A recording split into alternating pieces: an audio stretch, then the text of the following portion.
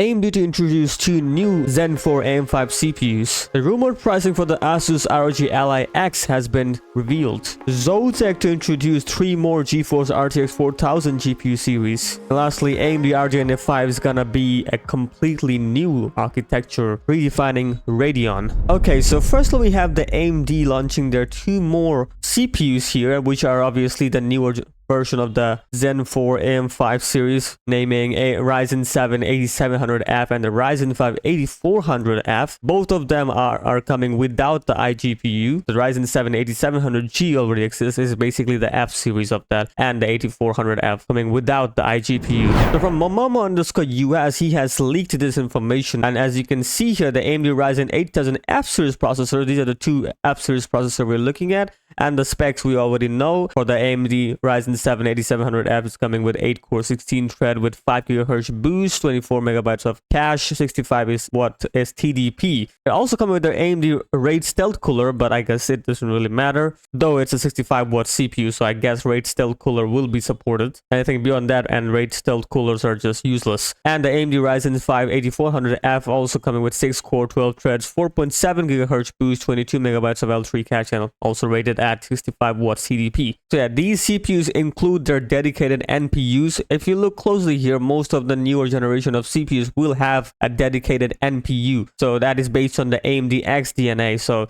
that's pretty good. Even Qualcomm Snapdragon X will be coming with the same NPU. I mean, not this exactly, not this architecture, obviously, Qualcomm's separate architecture, but as you can see already, the trend is there to include the NPUs in your CPUs now. We also get to see the first-hand leak, of course, the benchmark, and well, let's look into it. So they're comparing with the Intel Core i5-14400F with the 8700F, so let's look into it. So first off, in the gaming benchmark, we're looking at Cyberpunk 2077 at 12% lead, Watch Dogs 14%, Counter-Strike getting a 20% lead, Elden Ring 20%, War Thunder 20%, and The Division 2, of course, getting 24% lead here. So overall, the CPU is performing pretty well. Again, this is not the iGPU benchmark, this is the actual CPU benchmark. So again, that's not bad. In terms of the productivity benchmark, in the 3D Mark CPU test, they're getting 10% lead. In Ludashi CPU benchmark, we're looking at 14%, V-Ray getting 17%, Blender 17% again, X2X65 encoding getting 21% lead, and WinRAR getting 22% lead. So overall, the performance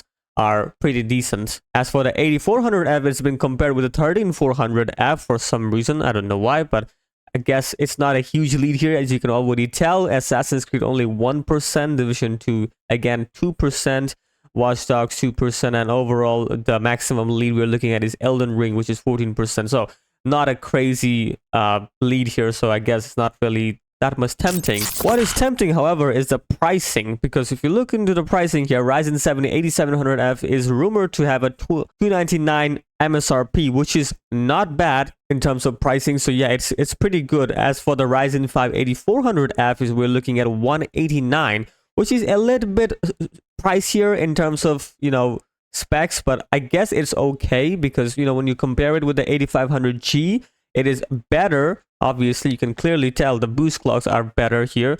So that's why I guess a $10 premium, but it's not really a premium. So I guess it works. So no complaint there. And yeah, it is launching tomorrow. So fingers crossed. I hope the pricing would be exactly like that. And if the performance is correct, then I guess it's going to be a good deal. And next up, we have the ASUS ROG Ally X has been rumored with the pricing. But first, let's look into the specs here. So we're looking at an APU AMD Ryzen Z1 Extreme, which is obvious because they're going for that. The rumored of Z1 non-extreme is highly unlikely. So I guess that is probably because it's the flagship of their handheld console. We're looking at a screen of 7 inches FHD 120Hz. The battery going at 14% larger compared to ROG Ally non-X. The SSD will be M.22280 support, and memory will be more than 16 gigabytes, probably 24 or 32. We are not sure. Of course, the weight will be heavier than the ROG Ally, and that doesn't surprise me because it has better battery, so better and larger battery, so that kind of makes sense. And this time they're going with the black design. Probably they're not going to be going with the white version, so I guess that kind of makes sense. And of course, the MSRP. This is the leak we got.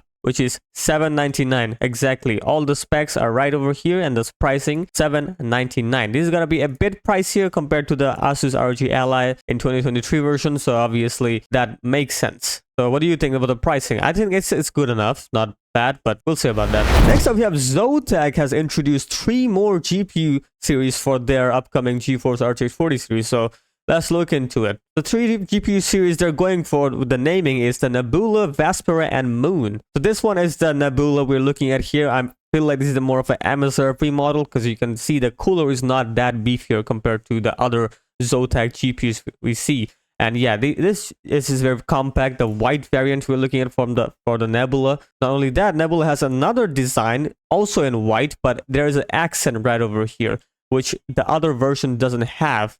Which you can clearly tell there's some sort of accent, some sort of design we are looking at here, which is not bad. It's completely white. Both Nebula series are completely white, so that makes sense. The next that we're looking at is the Vespera. It is, to me, looks like Nebula but black. That's what I can understand. Nebula with black, that's what we're looking at here, Vespera. But I guess there is a slight change in design in the edges, so not a big deal here. It is looking good enough, and yeah, the backplate is also similar as the Nebula design. So yeah, Vespera and Nebula looks quite similar. But I really want to focus in the Moon design, because Moon is a 3-fan design, you can clearly tell, and it comes with 2 variants, black and white, and the design is similar to the flagship ZOTAC cards that we see. Basically, it's the same thing, you can clearly tell, right? And that's the white variant we're looking at here. Again, that's the Moon white, and the previous one was Moon black. So yeah, they look exactly similar because obviously they're Moon series and they're going for the 3-fan design here. So yeah, these GPUs look good. To me, obviously the premium version would be the Moon because it is a 3-fan design and the design looks minimalistic but slick. As for the Vespera and Nebula, they look entirely the same, just different name with different color scheme. That's all I can understand. Even though Nebula has 2 designs to watch out for, where Nebula is smaller and Vespera is a little bit bigger, clearly. One thing I can understand is that the Nebula series and the Vespera series are similar to the Twin Edge series of ZOTAC. So I guess they're gonna be going with the Twin Edge aesthetic, or alongside Twin Edge we have a new brothers and sister, I guess. So that, yeah, that kind of makes sense. Lastly, we have something interesting from AMD. Basically, AMD RDNA 5 will be something completely different that we can think of compared to RDNA 4 and RDNA 3. And another bad news with that is that the RDNA 4 is just merely a bug fix for RDNA 3. So the performance difference compared to RDNA 3 and RDNA 4 is very small. And that is bad news because that's the next generation of AMD GPU. But AMD RDNA 5 will be the next plus GPU series, will be a completely new architecture, making it a complete new generation of GPU. So in the Chipple forum, we get to see this information here from this user WJM47196, and we're looking at this information, and it says the message shop did not give up the high-end plan, and RDNA 3 failed to meet its own performance expectation for some reason, resulting in the runaway power consumption curve of the large core frequency, including but not limited to the verification of the interconnection of the MI series and sharing of R&D costs. So basically, you can already tell that RDNA 3 failed to meet its expectation, which is obvious here. And now they're going with the RDNA 4, which also will be failing to really show us a big impact, although the performance will be better, but not as much as what we can think of. The user also adds RDNA 5 will be similar to the Zen series to redesign clean sheet design. Basically, just the beginning of Ryzen. As Ryzen bloomed, probably Radeon will also bloom because of RDNA 5, because it's gonna be a complete redesign of the architecture. The user also adds RDNA 4 is just similar to repair RDNA 3 bug, so performance is as good as expected. That is breaking the wrist with 7900 XT. So yeah, the AMD RDNA 4 is gonna be just like RDNA 3. You could also argue it's gonna be an RDNA 3 refresh. So yeah, RDNA 4 is not looking good, although the performance will be better than the RDNA 3 as it mentions.